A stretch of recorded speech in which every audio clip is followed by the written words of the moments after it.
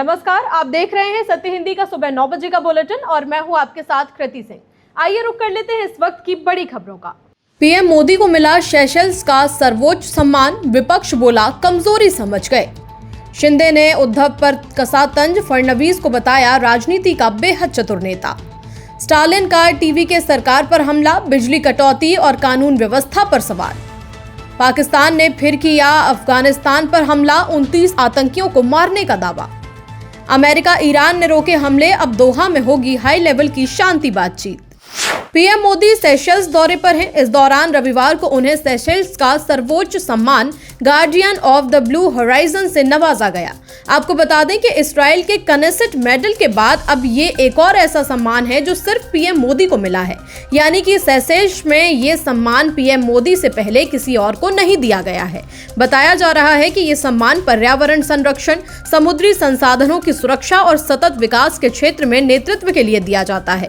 सम्मान स्वीकार करते हुए प्रधानमंत्री मोदी ने कहा कि ये सम्मान सिर्फ उनका नहीं बल्कि 140 करोड़ भारतीयों का है।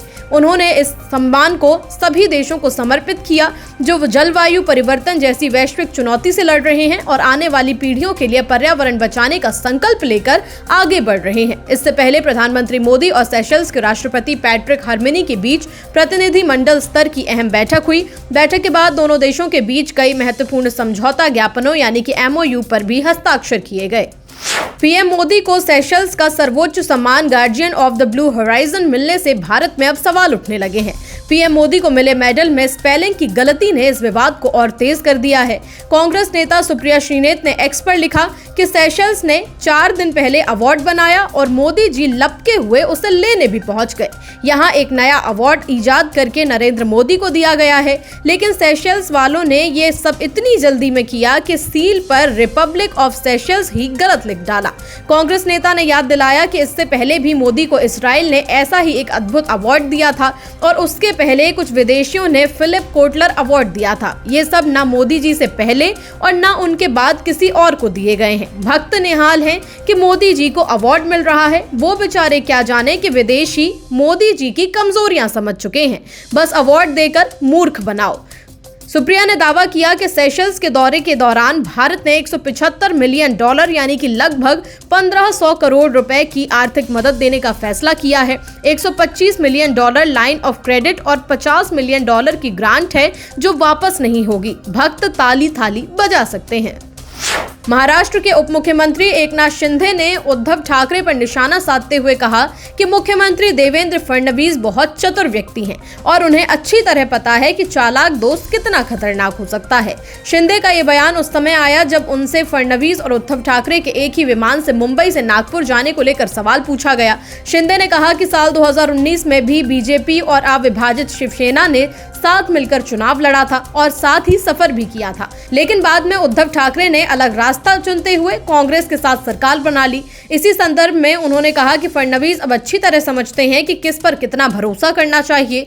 दरअसल शुक्रवार को मुख्यमंत्री देवेंद्र फडणवीस और उद्धव ठाकरे एक ही फ्लाइट से नागपुर पहुंचे थे। इसके बाद राजनीतिक गलियारों में कई तरह की चर्चाएं शुरू हो गई। जब उद्धव ठाकरे से इस सफर के बारे में पूछा गया तो उन्होंने मुस्कुराते हुए कहा कि दोनों के बीच हाई लेवल चर्चा हुई है। जब उनसे पूछा गया कि उस बातचीत का नतीजा क्या निकला तो उन्होंने जवाब दिया कि इसका पता आने वाले दिनों में चल जाएगा। हालांकि बीजेपी ने इन अटकलों को पूरी तरह खारिज कर दिया। पार्टी का कहना है कि अलग अलग दलों के नेताओं के बीच व्यक्तिगत संबंध सामान्य बात है और एक साथ यात्रा करने का कोई राजनीतिक मतलब नहीं निकाला जाना चाहिए।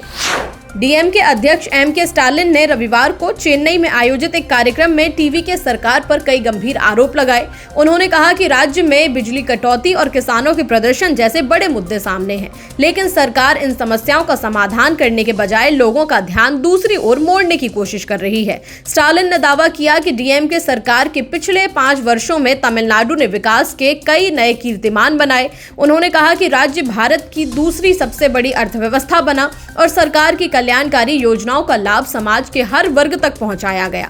डीएमके प्रमुख ने आरोप लगाया कि सरकार बदलने के सिर्फ 1 महीने के भीतर ही राज्य की स्थिति बिगड़ने लगी है। उन्होंने कहा कि कानून व्यवस्था कमजोर हुई है, यौन अपराध, नशे का कारोबार और लूट की घटनाएं बढ़ चुकी हैं।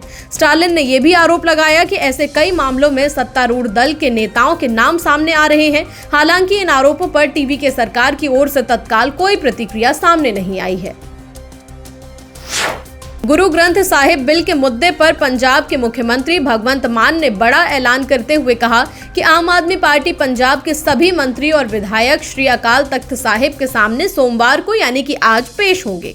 मुख्यमंत्री ने कहा कि बेअदबी कानून के मुद्दे पर सभी सिख मंत्री और विधायक अकाल तख्त के समक्ष अपना पक्ष लिखित रूप में पेश करेंगे। उन्होंने कहा कि अकाल तख्त सिखों की सर्वोच्च संस्था है और वहां से जो भी सुझाव या फैसला आएगा उसका पूरा सम्मान किया जाएगा।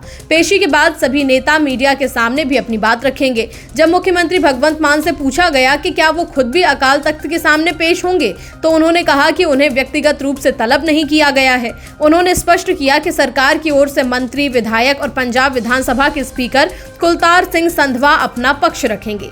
दरअसल 15 जून को अकाल तख्त के जत्थेदार ज्ञानी कुलदीप सिंह गड़गज ने सभी राजनीतिक दलों के सिख विधायकों और मंत्रियों को 8 जून को पेश होने के लिए तलब किया था। वहीं गैर सिख कैबिनेट मंत्रियों से इस मुद्दे पर अपने विचार लिखित रूप में भेजने के लिए कहा गया है। सीबीएसई की 12वीं बोर्ड परीक्षा के छात्र वेदांत श्रीवास्तव का मामला एक बार फिर से सुर्खियों में है। इस बार विवाद रीइवैल्यूएशन के नतीजों को लेकर खड़ा हुआ है। वेदांत ने सोशल मीडिया पर एक वीडियो जारी कर दावा किया कि रीइवैल्यूएशन के बाद उनके कुल सिर्फ 2 अंक बढ़े हैं। उसके मुताबिक गणित और कंप्यूटर साइंस में 1-1 अंक बढ़ा, जबकि फिजिक्स में कोई बदलाव नहीं हुआ। लेकिन कुछ ही घंटों बाद शिक्षा मंत्रालय ने इस दावे को पूरी तरह गलत बताया। मंत्रालय ने कहा कि वेदांत की बात तथ्यात्मक रूप से सही नहीं है। मंत्रालय के मुताबिक फिजिक्स के थ्योरी पेपर में उसके अंक 35 से बढ़कर 44 हो गए, यानी इस विषय में 9 अंकों की बढ़ोतरी हुई। वहीं गणित में 46 से 47 और कंप्यूटर साइंस में 61 से 62 अंक हो गए। इस तरह तीनों विषयों को मिलाकर कुल 11 अंक बढ़े हैं। हालांकि अब मुख्य मुद्दा तो ये है कि इतनी बड़ी संस्था से गलतियां हुई कैसे कि अब 11 अंक बढ़ गए। मुंबई के मुहर्रम जुलूस में जहरीली कैप्सूल बांटने के आरोप में गिरफ्तार फैयाज प्रेमजी को लेकर पुलिस जांच में नए खुलासे हुए हैं। पत्नी से अलगाव के बाद मानसिक तनाव से जूझ रहे फैयाज ने दुनिया से बदला लेने की नीयत से करीब 15,000 लोगों की जान लेने की खौफनाक साजिश रची थी। उसने एक बुर्का पहनी महिला के जरिए श्रद्धालुओं को दर्द निवारक दवा बता करके ये कैप्सूल बंटवाए, जिन्हें खाकर कई लोग अचानक उल्टी, बेचैनी और बेहोशी का शिकार हो गए। मामले की गंभीरता को देखते हुए पुलिस ने डोंगरी के गेस्ट हाउस से आरोपी को गिरफ्तार कर उसके पास से 14,900 कैप्सूल बरामद किए, जबकि उसने कुल 30,000 कैप्सूल तैयार किए थे। इन कैप्सूलों में बेहद खतरनाक जिंक फॉस्फाइड भरा हुआ था, जो शरीर में जाकर जहरीली गैस बनाता है और अंगों को फेल कर मौत का कारण बन सकता है। फिलहाल मुंबई पुलिस, एटीएस और आईबी की संयुक्त टीम हत्या के प्रयास का केस दर्ज कर मामले की जांच कर रही है और आरोपी के फोन फॉरेंसिक, ईरानी रिश्तेदारों से संपर्क सहित जहर जुटाने के स्रोतों का बारीकी से पता लगा रही है। पाकिस्तान सरकार ने कहा है कि उसकी सेनाओं ने रविवार और सोमवार की रात अफगानिस्तान में खुफिया जानकारी के आधार पर सैन्य अभियान चलाया, जिसमें करीब 29 आतंकवादियों के मारे जाने का दावा किया गया है। पाकिस्तान के सूचना एवं प्रसारण मंत्री अत्ताउल्लाह तरार ने सोशल मीडिया पर बयान जारी करते हुए कहा कि सेना ने डूरंड लाइन के पास सुनियोजित जमीन अभियान चलाया और उसके बाद आतंकवादी ठिकानों पर लक्षित हवाई हमले किए गए। सरकारी बयान के मुताबिक खैबर पख्तूनख्वा के बाजौर में भी जमीनी कार्रवाई की गई, जिसमें आतंकवादी कमांडर खान फरोश और जमात उल अहरार के 3 अन्य आतंकवादी मारे गए। इसके अलावा कई अन्य के घायल होने की भी जानकारी दी गई है। दूसरी तरफ अफगानिस्तान की तालिबान सरकार ने पाकिस्तान के इन दावों को खारिज करते हुए गंभीर आरोप लगाए हैं। तालिबान प्रवक्ता जबीहुल्लाह मुजाहिद ने कहा कि हमलों में नागरिकों को निशाना बनाया गया है और इसमें महिलाओं और बच्चों सहित कई लोगों की मौत हुई है। उन्होंने इन हमलों को कायरतापूर्ण बताते हुए इसकी कड़ी निंदा की। अमेरिका और ईरान दोनों ने ही अपनी अपनी तरफ से हमले रोकने का फैसला कर लिया है। दोनों पक्षों के वरिष्ठ अधिकारी मंगलवार को कतर की राजधानी दोहा में आमने सामने बैठेंगे और कोशिश करेंगे कि हाल ही में हुआ समझौता टूटने से बच जाए। एक्सियोस की रिपोर्ट के मुताबिक अमेरिका के अधिकारियों का कहना है कि फिलहाल सभी सैन्य कार्रवाई रोकने पर सहमति बनी है, ताकि बातचीत का रास्ता खुला रहे और तनाव आगे न बढ़े। दरअसल बीते दिनों हालात इतने बिगड़ गए थे कि ईरान ने कुवैत और बहरीन में मौजूद अमेरिकी सैन्य ठिकानों पर मिसाइल और ड्रोन हमले किए। बाद में अमेरिका ने ईरान के कई सैन्य ठिकानों, मिसाइल और ड्रोन ढांचों पर कार्रवाई की। तनाव बढ़ने के बीच अमेरिकी राष्ट्रपति डोनाल्ड ट्रंप ने भी ईरान को कड़ी चेतावनी दी। ट्रंप ने कहा कि अगर ईरान समझौते का पालन नहीं करता तो अमेरिका फिर से सैन्य कार्रवाई करने से पीछे नहीं हटेगा। दूसरी तरफ ईरान ने भी साफ कर दिया कि अगर समझौते का उल्लंघन जारी रहा तो बातचीत आगे बढ़ाना मुश्किल होगा। अब सबकी नजर मंगलवार को दोहा में होने वाली बैठक पर है। रूस के राष्ट्रपति व्लादिमीर पुतिन ने कहा है कि देश इस समय एक कठिन दौर से गुजर रहा है, लेकिन ये समय रूस के लिए सीखने का अवसर भी साबित हुआ है। वो सत्तारूढ़ यूनाइटेड रशिया पार्टी के सम्मेलन को संबोधित कर रहे थे, जहां उन्होंने कहा कि रूस अपनी सुरक्षा और सीमाओं की रक्षा हर हाल में करेगा। पुतिन ने कहा कि रूस आतंकवादी हमलों और आंतरिक चुनौतियों से निपटने में पूरी तरह सक्षम है और देश किसी भी दबाव के आगे झुकेगा नहीं। उनका ये बयान ऐसे समय में आया है जब यूक्रेन ने रूस के भीतर कई दूर तक मार करने वाले ड्रोन हमलों को तेज कर दिया है।